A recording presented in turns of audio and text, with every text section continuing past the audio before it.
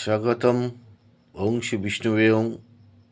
আপনারা সকলেই ভাগ্যবার্তা অনুষ্ঠান দেখছেন।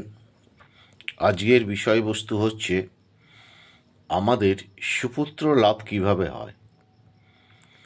আপনার জন্মকুণ্ডলিতে বৃহস্পতি যদি শুভ গ্রহের ক্ষেত্রে অবস্থিত হয় বা শুভ গ্রহ দ্বারা দিষ্ট হয় বা আপনার পঞ্চমে যদি বৃহস্পতি অবস্থান করে, তাহলে আপনি সুপুত্র লাভের সম্ভাবনা থেকে যাবে। সেই পুত্র কী হবে?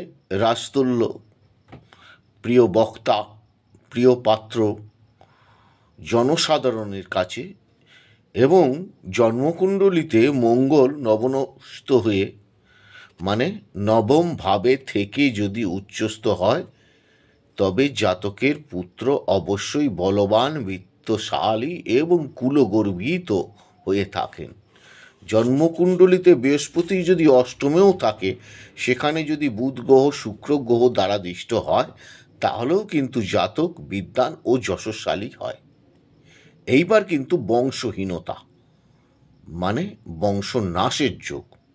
যেমন জন্মকুণ্ডলিতে লগ্নস্থানে যদি আপনার শনি, যেমন বৃশ্চিক রাশিতে যদি মঙ্গল ও তুলা রাশিতে যদি রবি এবং মকর রাশিতে বৃহস্পতি অবস্থিত হলে এইরূপ যোগে জাত ব্যক্তি বংশহীন হওয়ার সম্ভাবনা রয়েছে। আবার পঞ্চমে যদি অশুভ গ্রহ কেতু অবস্থান করে, তাহলেও কিন্তু বংশহীনতা যোগ থেকে যায়। পঞ্চমে কেতু থাকলে আবার কি দাঁড়ায়, যে আমাদের মহিলাদের গর্ভে, মা বোনেদের গর্ভে সন্তান এসেও অনেক সময় নষ্ট হয়ে যায়। আবার আমি দেখেছি পঞ্চমে রাহুও কিন্তু ডিলেড সন্তান প্রসব করায়। ওভারঅল দশা অন্তর্দশা দেখার দরকার থাকে, তারপরে বিচার্য প্রয়োজন। এই যে ফর্মালিটি বিচারটা করা হচ্ছে, এটা কিন্তু সবার জন্য একই।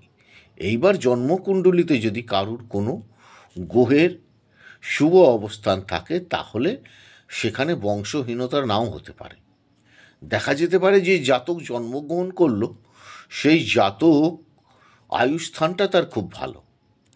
দেখা যাচ্ছে যে সে ভুগতেও অনেক সময় বেঁচে যেতে পারে, মানে মরণাপন্ন হওয়ার সাথেও সে আবার জীবন ফিরে পেতে পারে।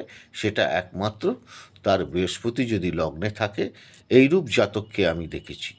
আবার এইরূপ জাতককেও দেখেছি যে বৃহস্পতির দশায় মৃত্যুবরণ করতে হয়েছে। অতএব সব কিছুই নির্ভর করবে হচ্ছে আমাদের horoscope, date of birth, planet পজিশনের ওপর।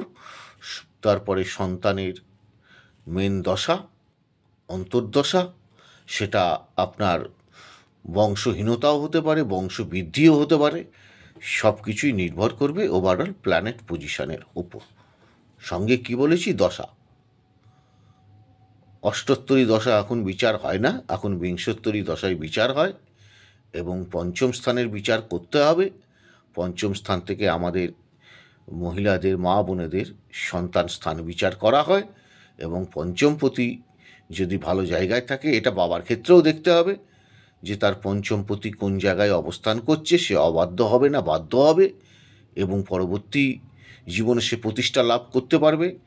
সংসার জীবনে সে বাবা মাকে দেখবে কি না, নাকি বাবা মা সেই বৃদ্ধাশ্রমে অবস্থান করবে, বা বৃদ্ধাশ্রমে যদি অবস্থান নাও করে বাড়িতেই থাকবে, তার প্রতি কোনো কেয়ার নেবে না। সব কিছুই নির্ভর করবে আমাদের সন্তান স্থান পঞ্চম ভাবের ওপর। পঞ্চমের একাদশও দেখার দরকার আছে, যে কতটা সাফল্য সে পাবে। সব কিছুই অ্যাস্ট্রোলজি বলে দেবে আপনাকে, আপনার জীবনের কি কি হতে পারে, কি কি হবে, এবং কি কি আপনি পাবেন। যাই হোক, জ্যোতিষশাস্ত্রের শটের অনুষ্ঠান, খুব ছোট করে অনুষ্ঠান, বেশি বড় অনুষ্ঠান আমরা দেখতে চাই না, কেটে বেরিয়ে যাই। আপনারা যারা অনুষ্ঠান দেখছেন, শুনছেন, কথাগুলো একটু অন্তরে নেবেন, ভেতরে নেবেন, সেই বুঝে প্রতিকার গাইডলাইন করে ভালো থাকার চেষ্টা করবে।